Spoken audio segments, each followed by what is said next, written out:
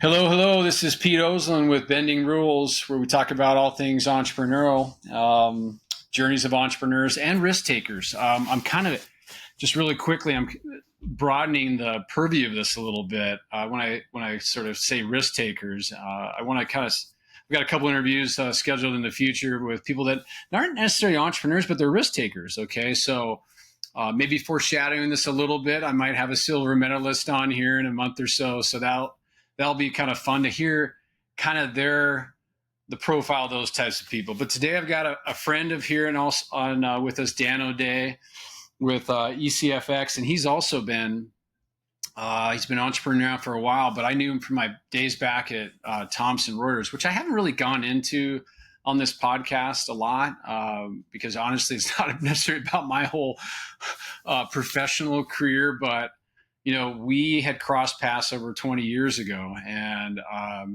one of the things I admire about Dan, there's probably more than one, and I'm looking forward to hearing this journey, was that it's kind of hard to escape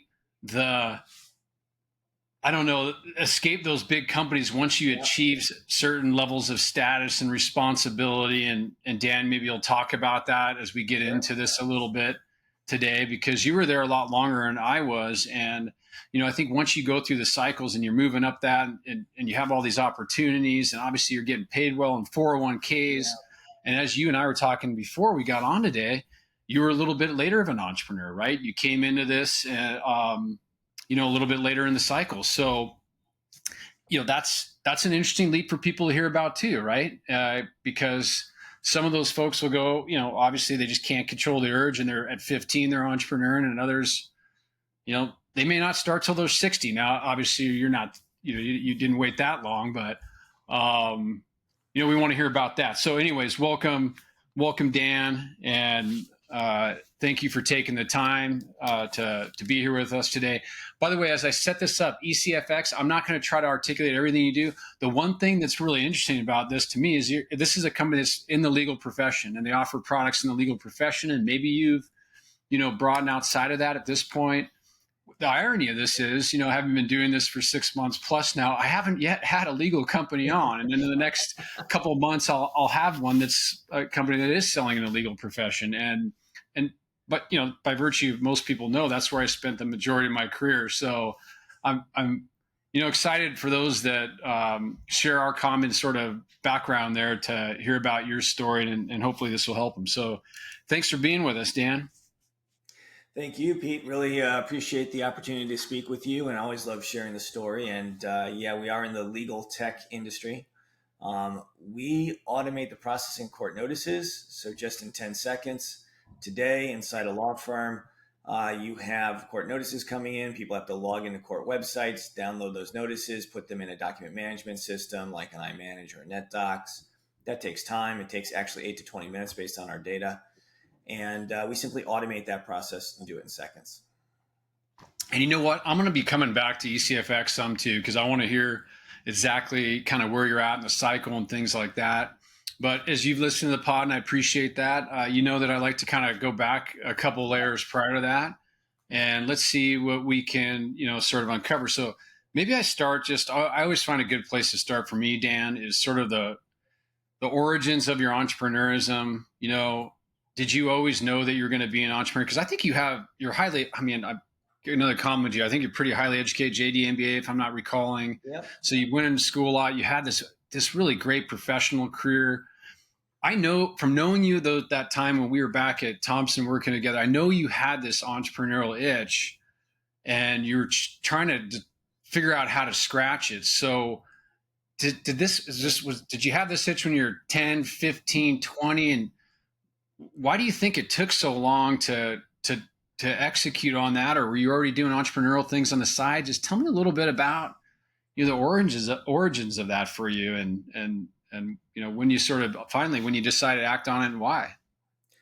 Yeah, so my entrepreneur days go back to high school. I did a business there where when I could drive, I was able to go buy flowers wholesale, and then I would have other people who I went to high school with who would sell the flowers. Now we think of that as maybe work that you do see people selling flowers on the street corners.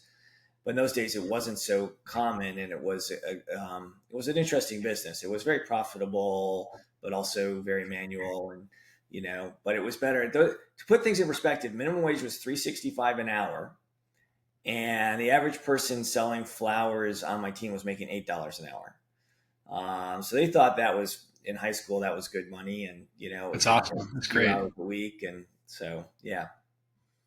There you go. So you were already starting to exercise that muscle.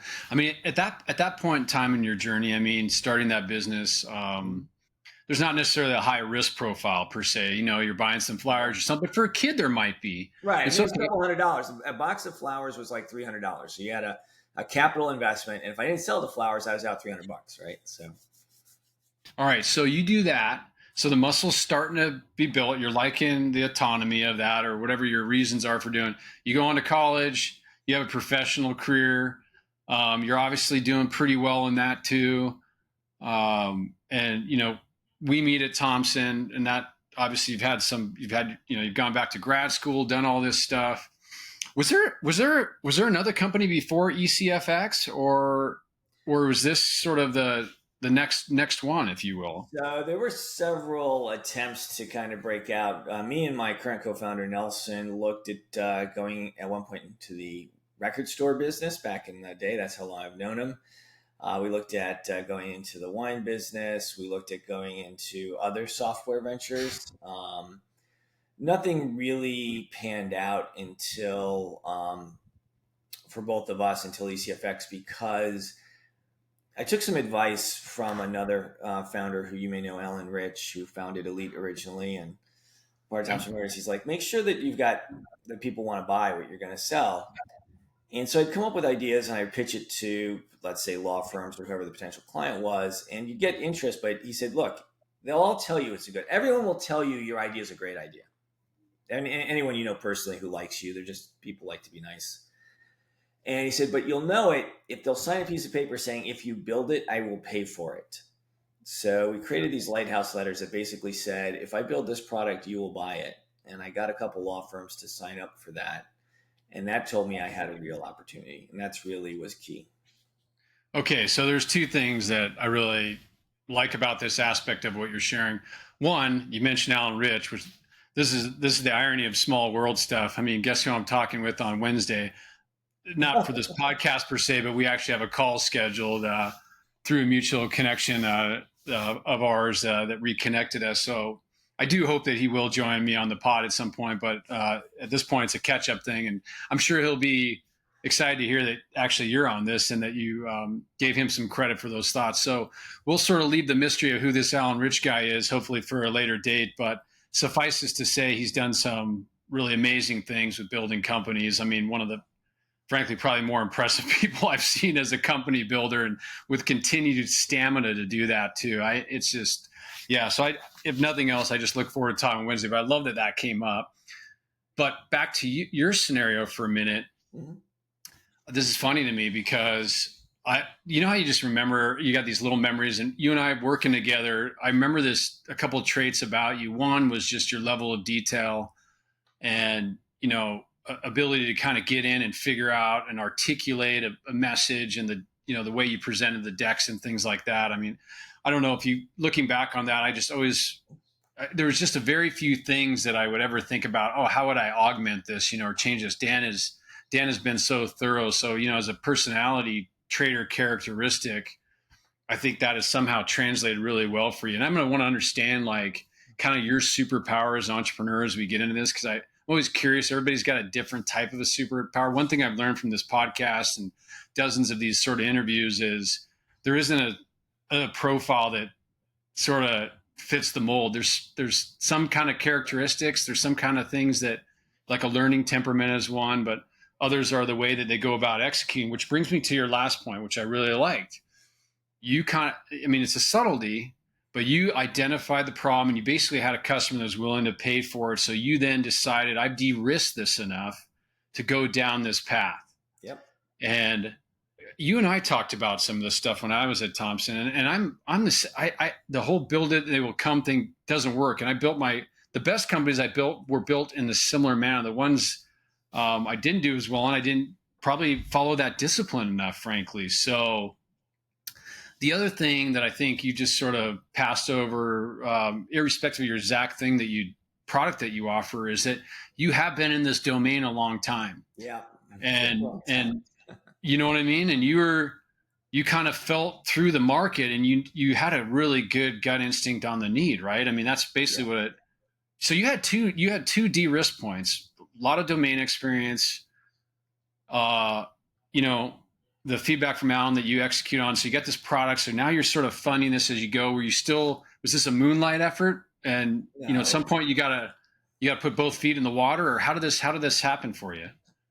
No, not a moonlight effort, actually. Went 100% all in day one, you know, left the old job, so between Thomson Reuters and ECFX, I was working at a company called American Legal Net. I remember this. Okay. Yeah, founded their eras.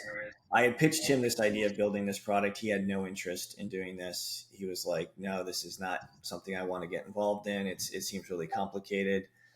I said, that's great. I'm gonna go off and do my own thing. And you know, we parted on good terms and everything there. And so went on to build this product. And I did try entrepreneurship. In fact, Pete, if you remember, one of the biggest things we did was try to pitch Thomson Reuters on building this attorney-facing portal product. Yep. And we built this huge deck. We put this business case together, and ultimately couldn't get any legs. But we tried it from the inside of the organization. We did try the entrepreneur thing. I again credit you for that mostly. Yep. You know, and it was like it was so painful there. And there, as an organization, what I learned and what we both know about it, they're not prepared for 3 to 5 years of losing money on an investment until it starts to turn around and pay for itself. It's just not the way the business is run. It's not their model. You know, you're like. And you're talking about Thomson Reuters at this point. Exactly. Yeah. Okay. So yeah. It's very difficult inside a very large company. I think what I learned was it's very difficult to be entrepreneurial inside a large organization. It really is. You've got a lot of reasons to say no and very few reasons to say yes. Right. Yep. And they would always ask internally, they do well, why can't we build these products? Why can't, I'm like, because you have to take this risk and it doesn't pay for itself day one or not even year one. Right. It takes years for this stuff to pay for itself. And so typically they like to come in after someone has done all the hard work and then buy the company and run it from that point forward. Well, I'm glad you brought that up. And actually, Dan threw something out that we had another guest talk about, a gentleman from Oracle that mentioned that when he was early on at Oracle, he used this word intrapreneur, where you're basically innovating within the company. And he had sort of the opposite experience. He had a large organization that was sort of supporting these entrepreneurial endeavors. And he started the first ever verticals, for Oracle, and ran one. And so there's a lot of excitement, a lot of ability to innovate within.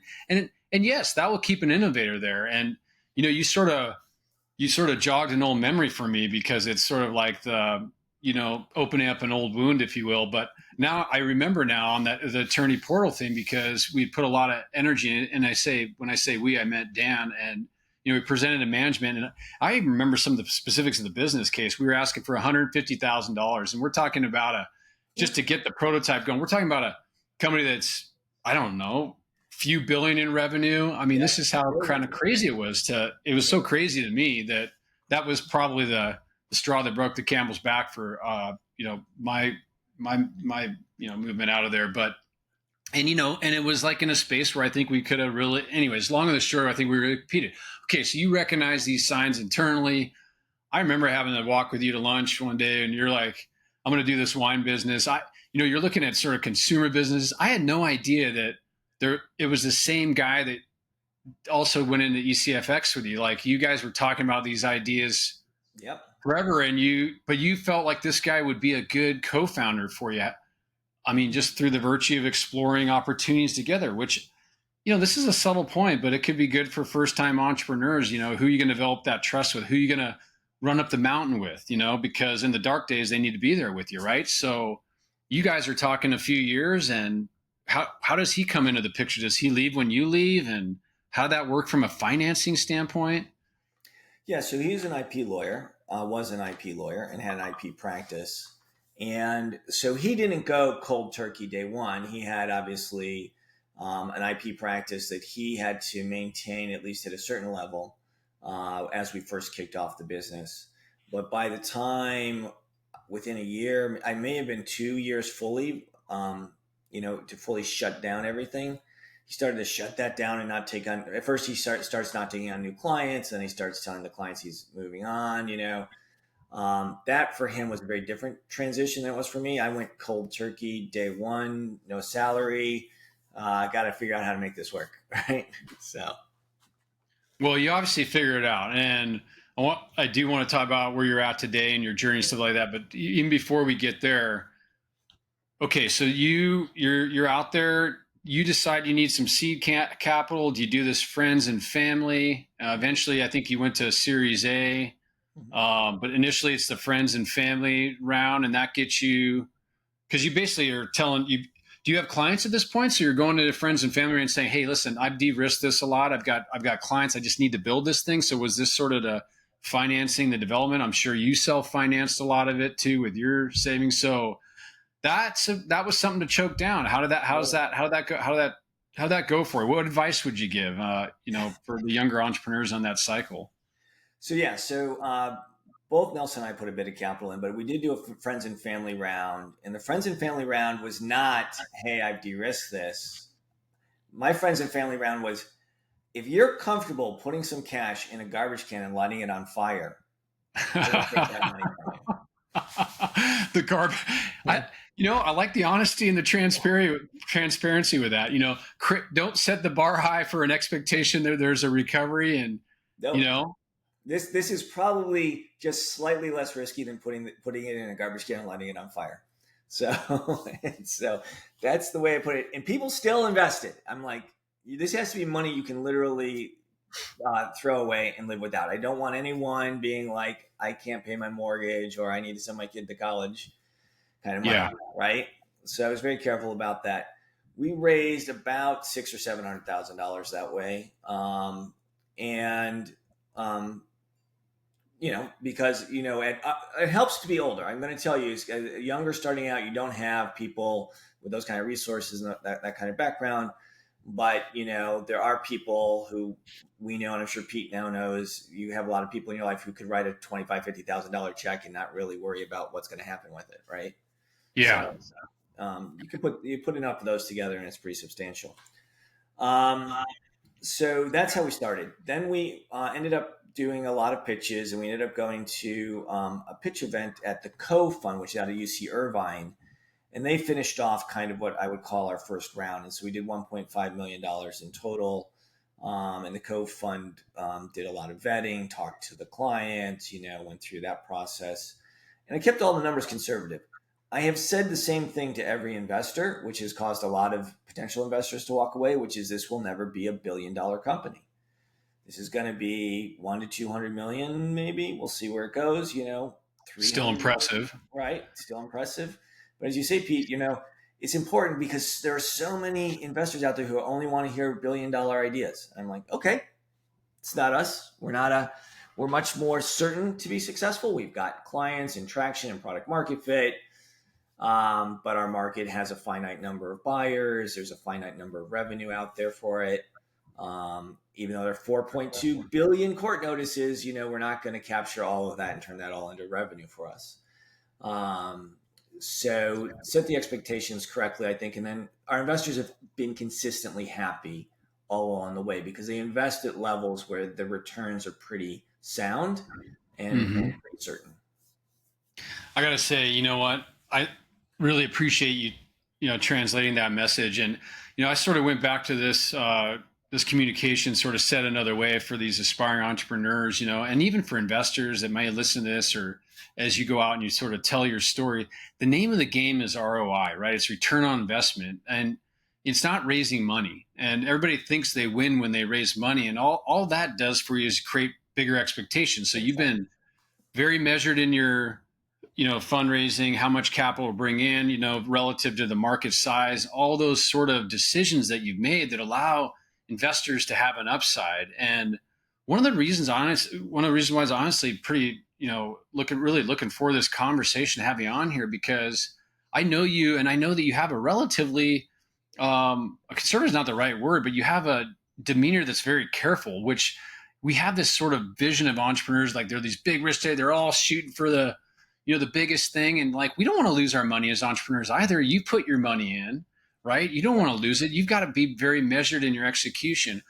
And that there's a lot of credit to be said that. There's another thing you slipped in here too, Dan, that often goes overlooked. And I think I've got a friend right now who's starting his first company in his 50s, which is,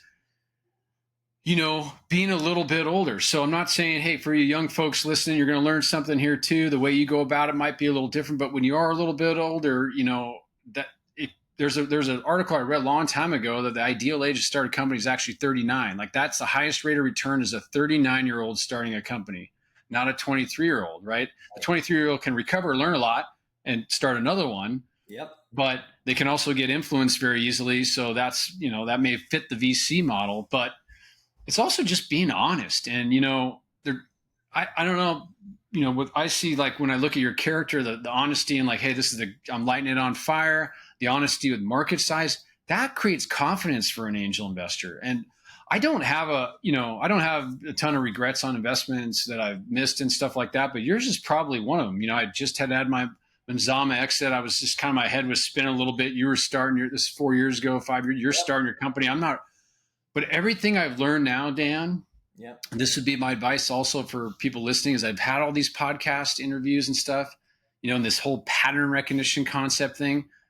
Domain expert, knows his market really well, found a niche, knows the nuances of the market. You basically really fit the profile. Doesn't mean it's going to work 100%, but you really fit the profile of understanding these things. And that's why I say it's a regret for me, because knowing what I know now, and if I had sort of the bandwidth on it of all the ideas I listened to, you de-risk this quite a bit, and I know you said the light it on fire, Dan, type of a thing, but at the end of the day, what I know is you were in a domain, you had a problem you're solving, this niche related, you already had customers, some validation. That's the formula, and for this type size of a business, let's say. So, congrats to figuring out that formula, and I appreciate, that advice. So now we're into, you've done these raises. I know you just mentioned you got product market fit. You're now really into managing a team and, getting that team to perform at its highest level.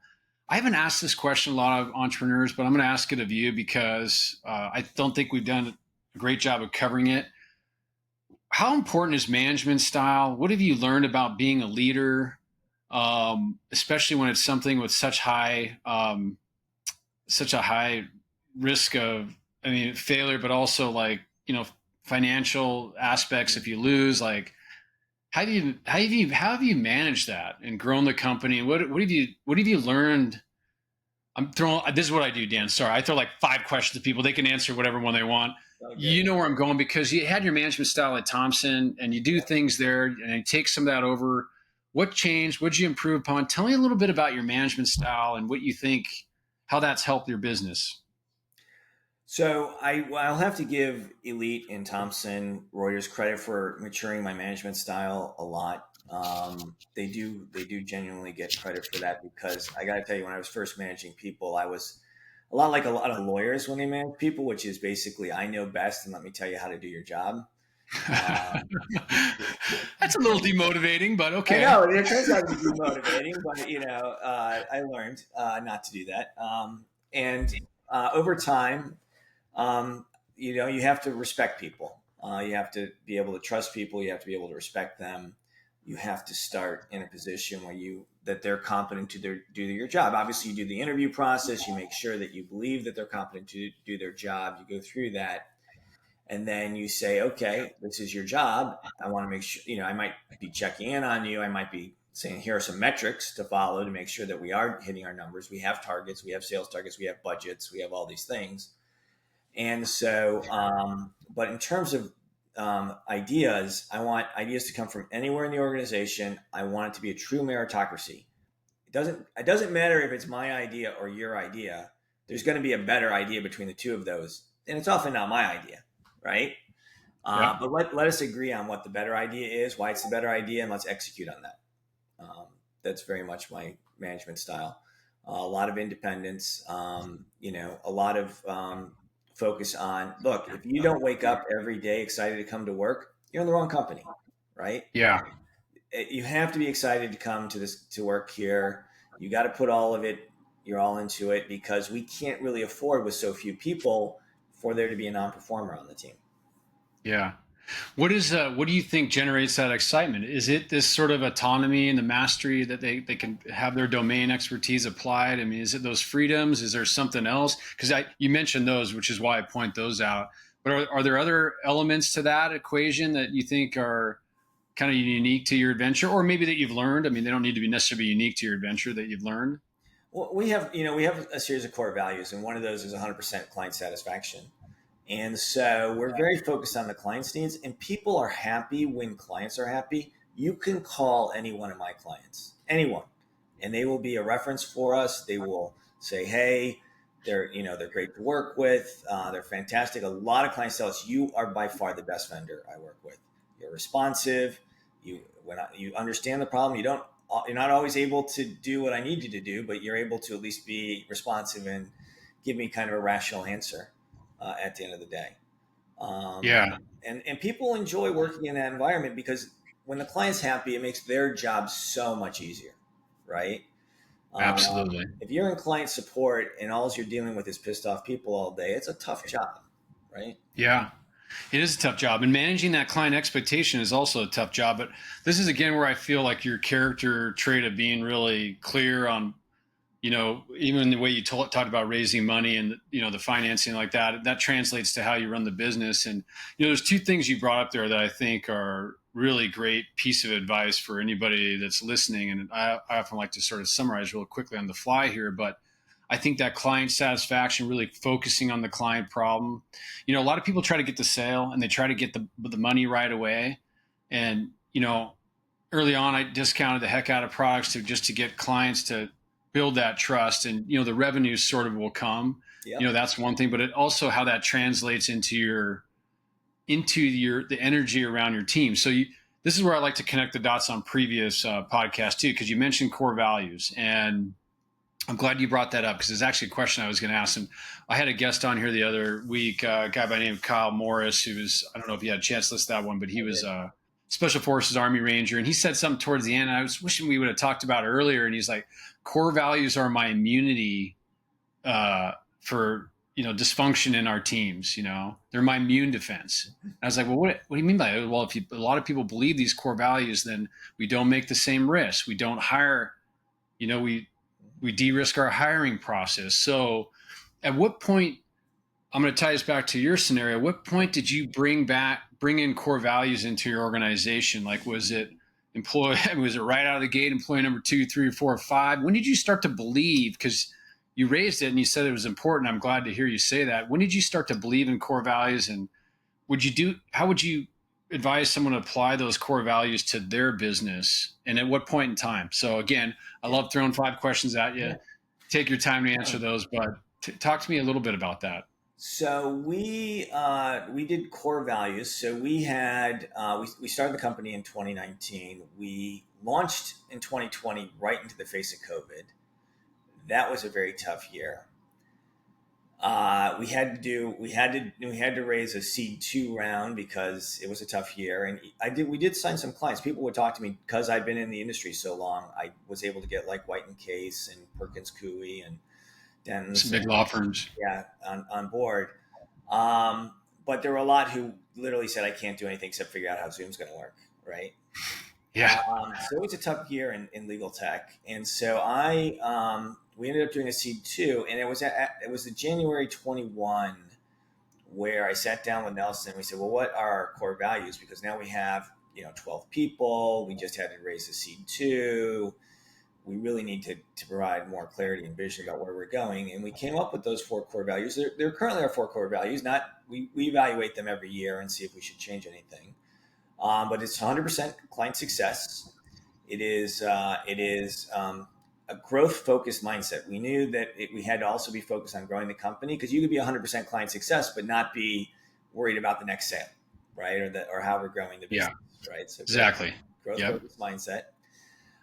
It was honesty and integrity. Simply, that's just core value. As you know, it's kind of like one of the issues I can face in a large corporation is people always know where I stand, but people always know where I stand. So that's the way that goes. And then it was respect for the competition. There was going to be no saying anything negative about anyone in the space who we compete with or who does something similar to us. Or it's a small legal tech's a small industry, and if you try to approach these other players in a negative way, it's not going to be healthy for anyone, and it's not going to be healthy for the organization. And I think Yep. I've even had a number of clients who said, "What I love about you, Dan, is you never talk ill of your competitors." And I'm like, Yeah. "No point." Isn't that, having been on the buying side as a vendor, not as a vendor, but on the buying side with vendors coming in and different products when I was at Paul Hastings. And whenever I encountered that, it would, I would just see it as sort of poor judgment. It's not to say you don't want to differentiate, because I Yeah, always try to say, hey, listen, they do this thing and that's important, but we also have these other pieces. I might say something to that of extent. course, we Um, differentiate. yeah, we differentiate. So what you said there was, again, fantastic. It's interesting. You said integrity is one of them. I'm not surprised. And, but the thing that I was kind of drill into on this one a little bit is really around employee number 10 or 12. Now, there's an argument to say we should start this stuff at employee number 1 or 0. And Kyle and I, this other guest I had on too, again in the pattern recognition, it's so hard to focus early on, because you need product market fit, you need client satisfaction. We all know that, but you got to get that, and then you can kind of breathe a little bit and say, okay, what do I need to do with this organization? How do I attract the people with similar values, right? Which is why you're probably developing them.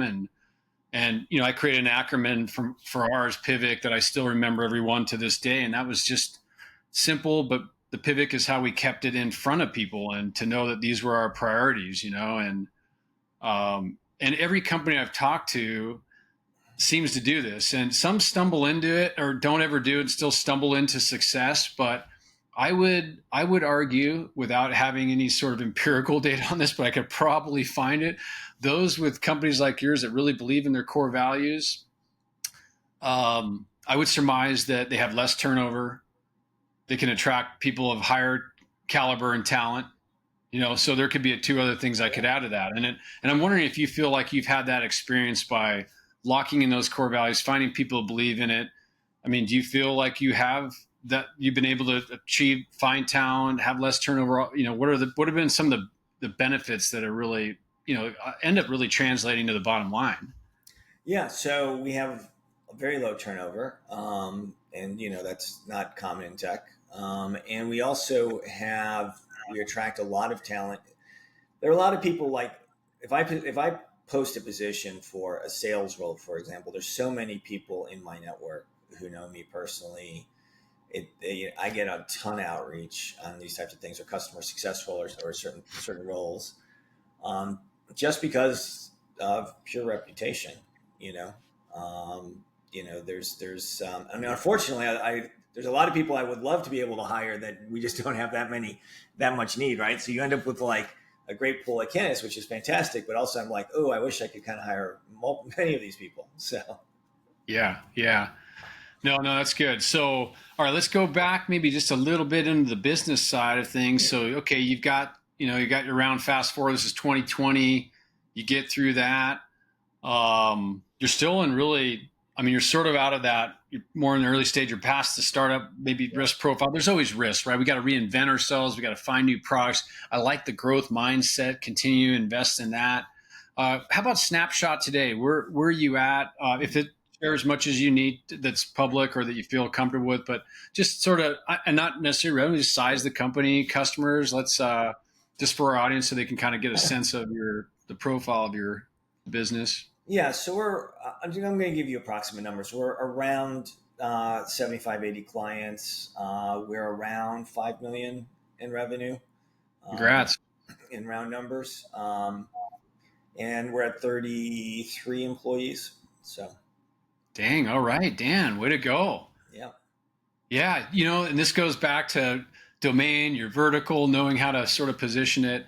I'm sure there's a lot you can do with that. And as you go forward, there'll be temptations to go in other verticals and directions. And what's going to be cool, isn't it? I don't know, a year, 2, 3 years, I'm going to have you, we'll have you back on this and we'll talk about sort of that, your progression, but we got a lot still to cover today. So, what's been you've gotten to this point, what's been your biggest challenge, or I would even say failure, you think you've had along the way, and how did you overcome that?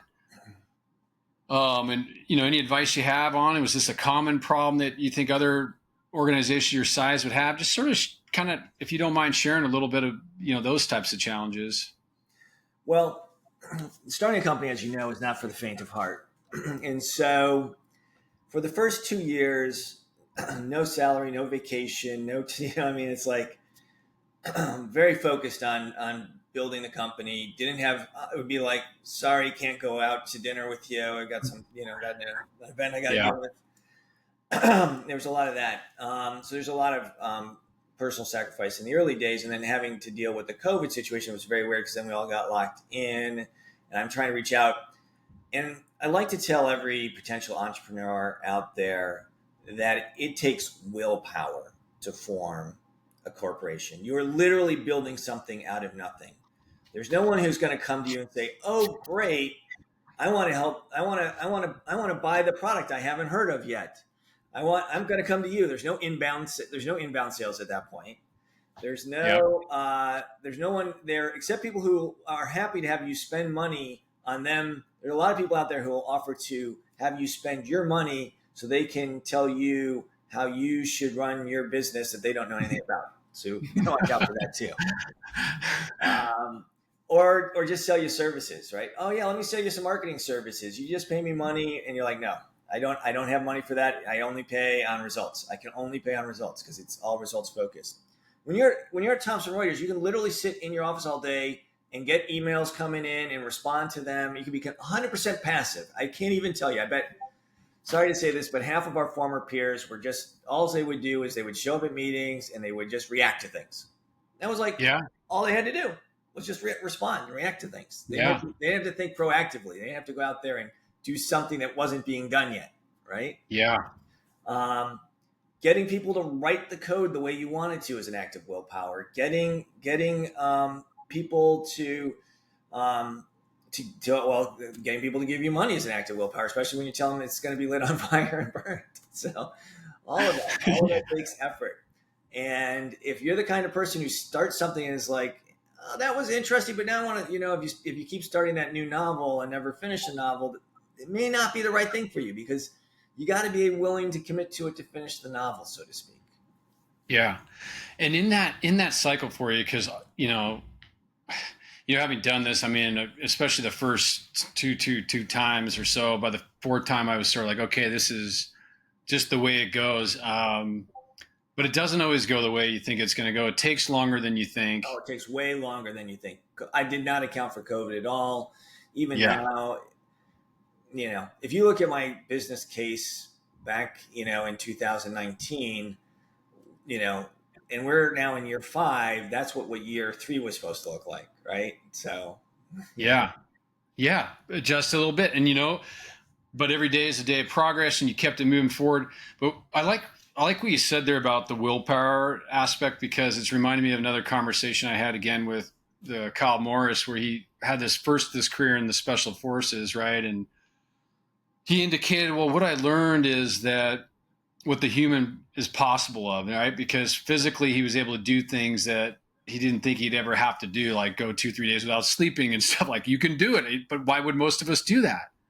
Right. So when I hear about you going down this path and the willpower and having to push through that, that's a character trait, that you found that you really had. What other character traits do you feel have contributed to your success thus far to have gotten you guys to this place? And I know entrepreneurs and individuals don't like to talk about themselves per se. I know you to be a very modest person. And this is just more generically speaking, like, okay, I think willpower is one of the things. Is there some other sort of trait that when you're talking to entrepreneurs or you're evaluating, if you're doing angel investing, that you think, gosh, I really want to see this trait from someone? What would that be based on your experience? Well, you definitely hit on it earlier. The domain expertise. I want to know that you know your domain well, right? So I want to know if I'm thinking about an angel investment that this is your area of expertise and you understand it. I mean, so many people end up thinking that they understand a problem that they don't because they're not part of the domain. When they get into the details, they're like, "Oh my God, this is really complicated." Like they had no idea how Yeah. complicated it was. Right. And so, yeah, I think that's important. The company would not exist today but for my prior connections with law firms and my prior experience, right? I mean, that's reality. I owe so much to those individuals who, when I first created the company, said, Dan, if you say you're going to do something, I trust that you're going to do it. And they, and without that kind of trust from very large law firms, we wouldn't be here today. Yeah. And you know what? I mean, you're gracious and, thanking your clients for that. But, that's 10 plus years of you working in that vertical, Thomson Reuters, a bunch of different product lines, interacting with customers. They now know you and, putting in the work, right? I mean, it's not, that you sort of earn that reputation. And, I got to say that you reminded me of something because I had a short four-way outside of legal doing this company in the restaurant technology space. And I remember it was in Portland. I was living in Bend. It kind of got me here. Yep. And first day when I went in the office, Dan, there was something on the whiteboard. And it was just sitting there when I walked in. It said, the more things change, the more they stay the same. And basically it was this notion of like, you're going to need to do the same things you did in this other vertical to be successful. Don't think just because it's other vertical, don't think it's the same policies, build customer or practices. I should bring, build customer trust, et cetera, et cetera. But after I got done with that experience, which was kind of a mid-level one, right? It wasn't a total startup. I was coming to helping this private equity firm that made an investment. But after I got done with that, I was like, man, I didn't get to leverage any of the past 15, 20 years of what I was doing. And honestly, I kind of devalued that a little bit. I was like, oh no, I just go run another company. No, the value was in building those relationships and people trusting you. So, again, this goes back more and more to how I'm seeing the world. You got to go out there. I mean, look, there could be a 24 who has an amazing idea, 23 just takes off, but having a few years and working in those domains, I think from an investing standpoint, de-risk, it also just makes you feel more likely to succeed. Which again, I go back to like your deal when I was walking with you, and you're like, hey, I'm going to do this wine business, and I remember thinking like, wow, that's okay. That's interesting. Like, go. And maybe that would have been awesome. And, it's a lifestyle thing. You're in control of it. But this made a lot more sense to me when I saw you go do this. I'm like, okay, I think he's on to something here, Yeah, the wine company never got off its feet after we did all the financials and put together the spreadsheet. It was going to, like, oh, we might be able to make $50,000 or $100,000 a year out of the store. You're like, okay, that's not going to work. Stick to drinking it, right? Okay, that's cool. Tell me, okay, I'm going to noodle on one thing for you because I say this, I ask this to other folks too, and it's again goes back to my kind of silly exercise of try to do some pattern recognition across entrepreneurs. Do you have a superpower? If you had to like kind of evaluate yourself and say, I'm glad that I was given this from a God-given capability and maybe I exercise this, this is what I do well. And obviously I farm out the things I don't do well, because that's also important in your execution of your business. But what did you kind of figure out through the years that was your, if you will, like your superpower? And I'll be happy to share. I've thought about this too for myself. Like, oh gosh, why did this work out? Because I don't see myself as smarter than the next guy, but there's got to be certain things that you figure out that, give you an advantage. What do you think that was for you? So yeah, it is definitely, and it's very clear, and it's very clear in the business today, and has been clear probably since I started working at Elite. It's the fact that I know both law and technology. I have these two domain expertise that overlap. And that makes sense. I now remember that about you. Yep. And that's not common. So I can go and say, well, this table structure makes sense for this, but explaining to somebody that a matter and a case are two different concepts, a case in front of a court, a matter is a billing concept, and these are how they relate to each other. A lot of people don't even they don't understand these things. And they don't allow for the flexibility that the product needs in order to maintain what the clients need. And so clients are often impressed when we come to them and I'm like, oh yeah, no, that totally makes sense that you're billing this out to multiple clients because you're a defense firm and you're splitting the fees across 3 clients. And that's why you need it saved in 3 separate places in the DMS. And I anticipated that from day one. And that's why the product already supports it. Love it. And, hey, listen, we're talking technical terms we're throwing around, but what matters here is domain. I look at this as like your superpower. I'm kind of codifying this little domain plus. It's not just having domain expertise. Right. It's something else I bring to the table. For someone else, it might be, they're also really good at quote unquote sales or customer support, but it's like a domain plus. Cause I do think you need another ingredient, so. All right, so like shifting gears a little bit more back to your journey and where you're at in your journey, because you're 4 or 5 years in now. Prior to this call, we just had a little quick conversation where you were like, "I'm in the mid range." I forget what your words exactly, but tell me how that where you're at in the journey and how's that changed from? Are you able to balance your life better, and what are you figuring out in this mid stage? Yeah, so this is the tough middle. That actually that was how it was described to me by Bill Bice, who's over at NQ's ZebraWorks, and he's like, a lot of people talk about the startup phase, and we definitely had 2 or 2.5 years of the startup phase of the company, and a lot of people talk about the exit. Yep.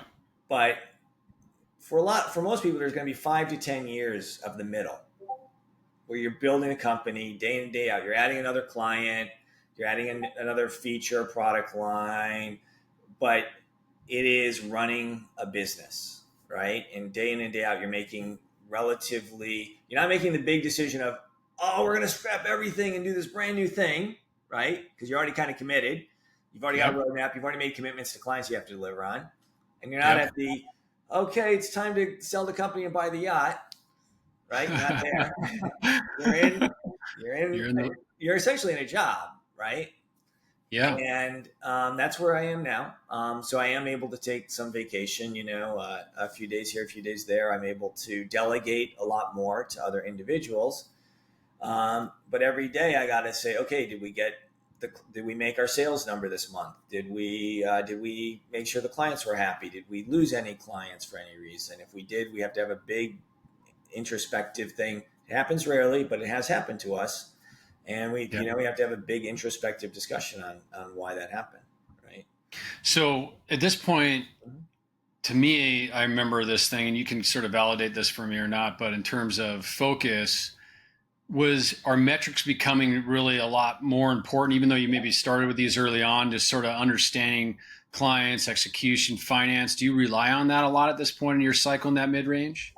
Do absolutely. So for example, we put together a budget in November of last year. We are within single digit variances in every single category of that budget because I can manage the numbers, right? I know how to do that, and we have metrics in place, and we can say, this is how many staff that are supposed to be allocated. This is how much they're getting paid. This is how much, then this is based on this much in sales, and this is how many sales calls we need to make, and this is how much we're spending on marketing, and this is what percentage of the budget it is. There's a lot of skills and things that were developed at Thomson Reuters around those things that I can apply to the business here today, and are effective in managing a business. Because when you're first starting out, you're not managing anything. It's like this storm of chaos. Activity. Yeah, and you're trying to. Chaos. Can I form something out of this that looks like a business, right? And that's where we are. Where it is a business. I could get hit by a bus and it would not be the end of the company. It would be perhaps, have an impact on it, but the company will go on without me. Yeah. So what's when you're in this middle phase of execution, what's kind of your biggest fear or challenge, and what sort of now keeps you up at night? Because basically back in the day, what kept us up at night, those early days is, do I have enough money? Am I going to pay employees? I mean, the product's not ready yet. Like I'm trying to, when can I get that feature out? It's not working the way it's supposed to work. The customer's not seeing the results. How do I keep them patient? But I mean, we can go on and on with that, right? But you get in this middle stage, and I can relate to this, and I'll come back to that in a minute. But what, from your perspective, what's your kind of biggest fear or concern? So they fall into two categories. One is, of course, the classic risk. What if the courts block us somehow, or something happens so that we can't get access to the documents, or AWS goes down, right? What happens then, right? If the business, if we have a fundamental failure, right? And we have had outages from courts for a period of anywhere from a couple hours to 15 minutes. Things happen with court websites all the time. We have to respond to that. We've even had situations with one provider where there were 3 or 4 days of notices we had to go get from them because they that was their fault. They had screwed up, but we had to go and help our clients correct that problem. On the other end of it is just the growth, because the business of business is biggering. To quote a little bit from the Lorax, which may not be the best source for this, but I like that. There is a truth to that, right? That the goal here is to grow it to a certain level, and we need to grow it to the level where people look at it. And I need to not have to think about the next need to raise money. In fact, we're getting close to that break even point where I don't have to think about the raising of the money anymore. It's more about the operation of the business and keep growing it. Where's that next client? Who's that next prospect? Is there a market I'm missing out on? I do worry sometimes that by focusing so much on the product line and where I am, that I can tell there are other applications. I talk to people like, oh, we could be doing other types of things. Medical records, we're looking at that. So medical records may be a logical extension for us. But if we go into medical records, there's a whole bunch of other businesses that aren't law firms that could use our software, right? Yeah. So, yeah. And how do you entertain those at the same time, and continuing down your ability, the growth path, and not divert resources? And if you want to hit that growth number, whatever that is for a business, and with having investors, and this is obviously going to be unique to these businesses where we've brought in investors, and I've been in a similar boat. You do have to be thinking about exit and at some point liquidity for them, and that could be internal through profits, and it obviously could be from the sale of company. The good news is you don't need to cross that bridge yet, but it's something that's in the back of your mind. And so I think for anybody that's taking on money, they have to always think about this aspect of like, yeah, you get there, you solve the problem, but the growth. And Dan, I dealt with a lot of the similar sort of inflections, which is I kind of break it into two things. I can go for new markets, or I can get more share of the wallet. Right. And so we ended up doing a little bit of both in my last company, but we probably ended up leaning more towards the end and share of the wallet and additional products and services and things of that nature. But, it's interesting because you got two sort of risks there. You're talking about in this mid stage, which one is external, the macro out of control.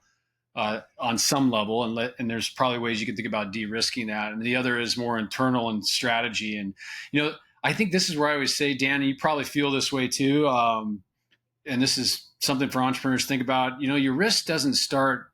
You don't just take the risk of starting a company. You have a risk all the way through, right? You're going to have to make these sort of decisions. Like you probably didn't think 5 years ago, like, okay, now I got to think about medical. I mean, you're just thinking survival, right? And so it can be a bit exhausting. I mean, so, you're kind of at this point where I see a lot of entrepreneurs potentially bump up against these burnout things, and, because they have worked so hard. Are you feeling like you're being able to manage that a little bit, just being an entrepreneur that started later in their career? Do you have any advice there for people as far as that piece of it goes? Do you feel like you've struck enough of a balance that's an excellent to mitigate question. that? What's that? You are articulating something I had not introspected on, so to speak. I think if I had not had a career at a large company, or had a career for a period of time, I might feel very differently right now. This feels fine to me. This feels like running a business, right? And that's normal to me because I was there at Thomson Reuters for so many years. So I can see though, I do understand that I could imagine entrepreneurs, and I can imagine if I was in my 20s that this would feel like, well, I want that to do the exciting fun thing again, right? Because this is similar to it's my business. I make decisions as if it's my business. But honestly, when I was at Thomson Reuters, I was one of probably a handful of people, and you can imagine that that's the case, who ran it like it was their business. Right? Yep, I do remember that about you for sure. Yeah, and so I run it like it's my business, and I make decisions that are in the business's best interest, right?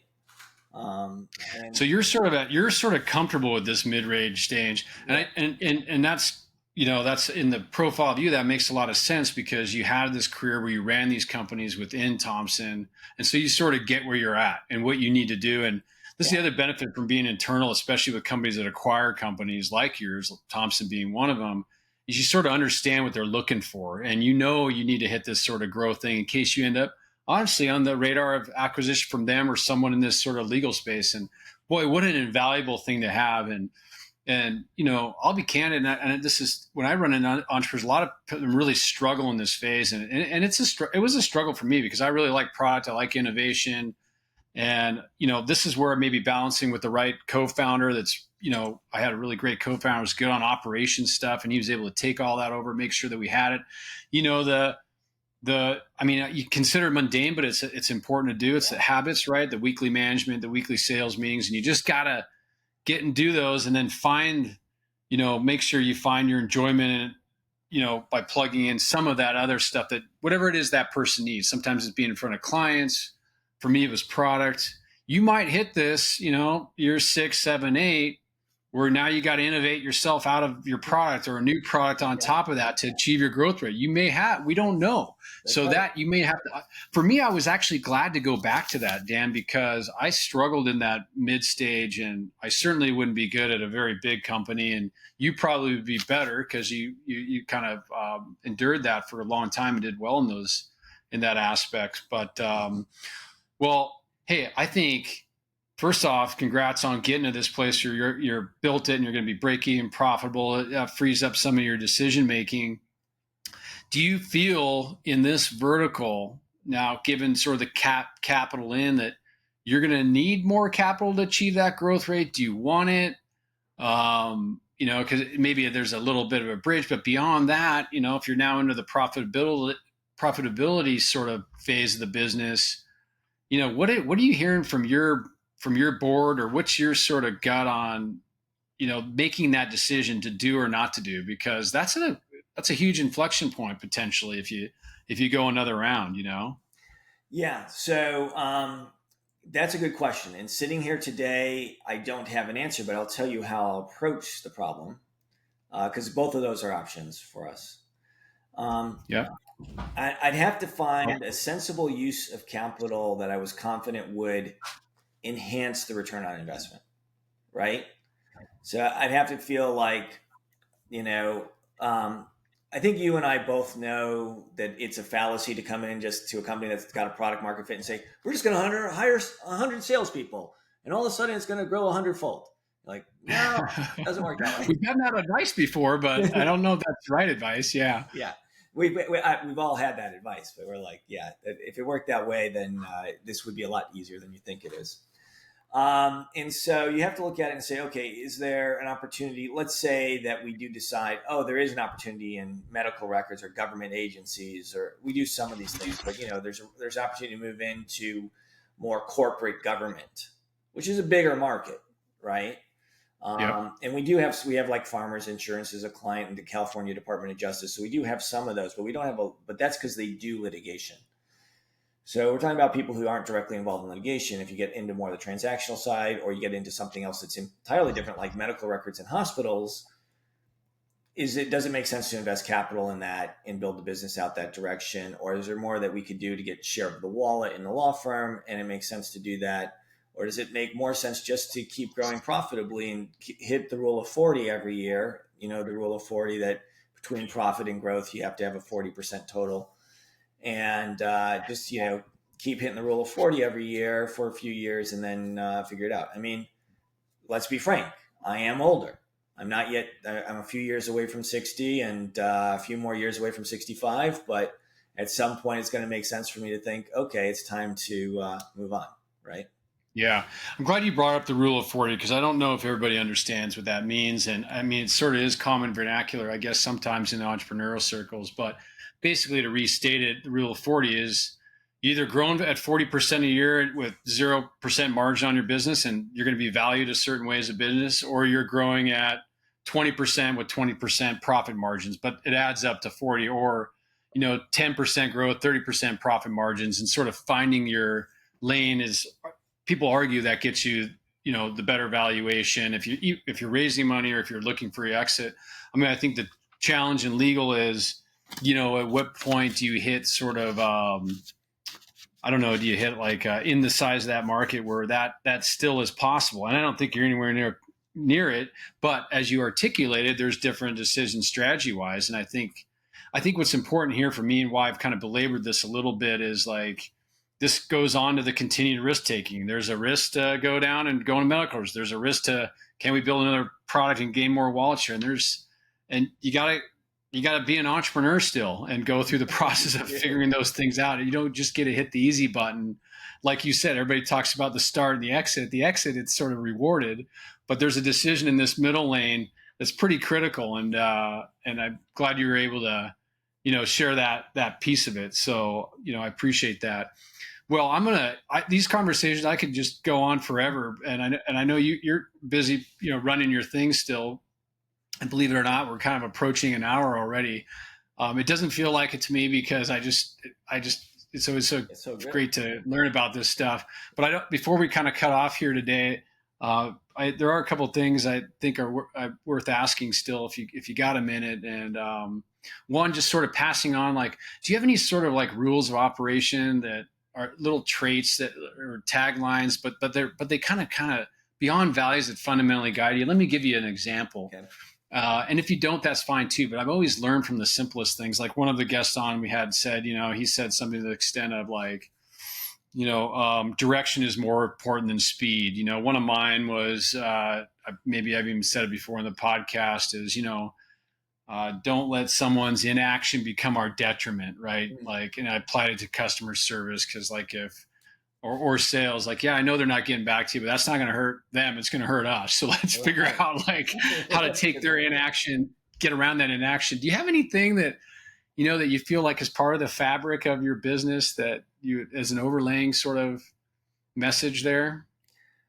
Well, I think another one of your guests used this one, but it is one I have used a long time, which is don't let the perfect be the enemy of the good, right?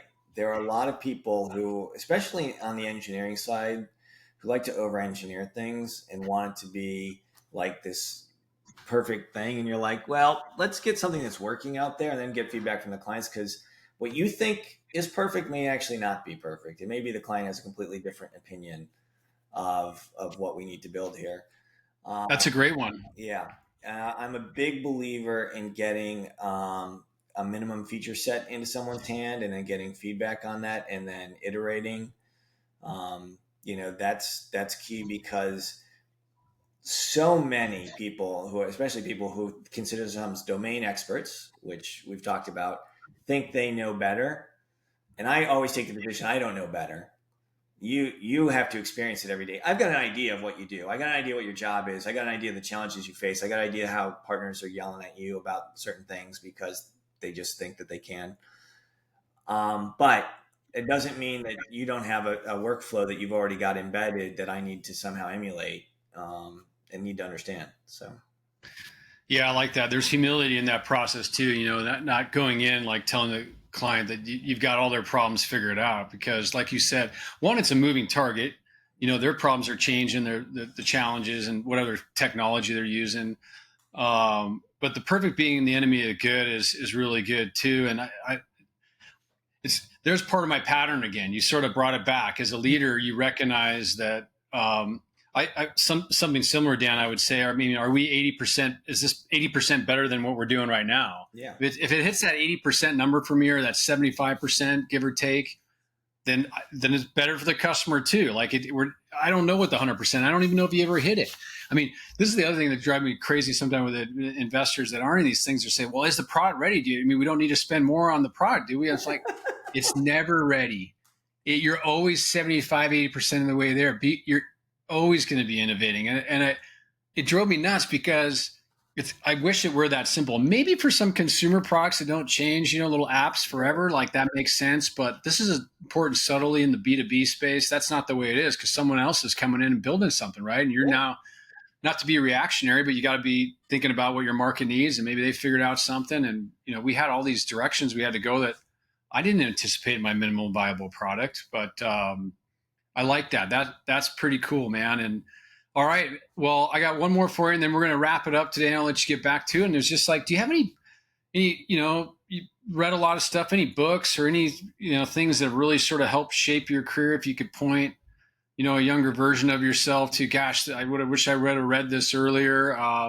Anything like that? Any takeaway there? So yeah, I read a lot of books, obviously, about, I like Lean Startup a lot. That's a good Lean Startup, okay. That for people who are doing startups. I also like the Challenger Sale for people who are doing enterprise sales, where you're trying to get committee buy-in. Those are a couple great books when I'm thinking about business books. So perfect. Hey, well, listen, really enjoyed having you today. We talked about this at the beginning of the pod, of course, which is the entrepreneurial code we give back to other entrepreneurs. This isn't something you have to do. I mean, you got your busy day, and I'm pretty sure there's going to be someone, and obviously more than one person at some point is really going to benefit from this. So thanks again for your time. Really enjoyed it. Onward. Good luck with everything. We'll do round 2, 2-3 years, whatever from now. I'll be excited for that as well. And really, really glad for our friendship over these years too. And I'm obviously cheering for you on the sidelines, but if nothing else, have a great rest of the day. Thank you, Pete. Really great. I think it's a great thing that you're doing, and really appreciate you putting all this together. All right, man. All right. Talk to you soon. Onward. Later.